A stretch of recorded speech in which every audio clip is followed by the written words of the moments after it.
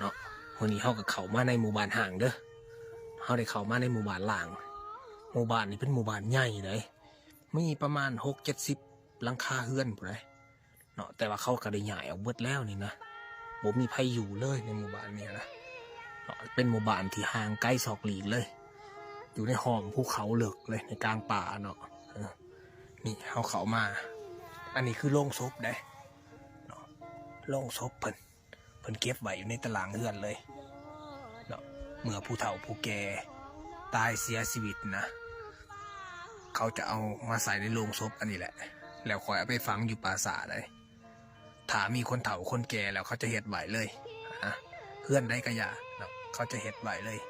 อันนี้คือเป็นวัฒนธรรมของชนเผ่าปะโกเปิดได้เนาะนี่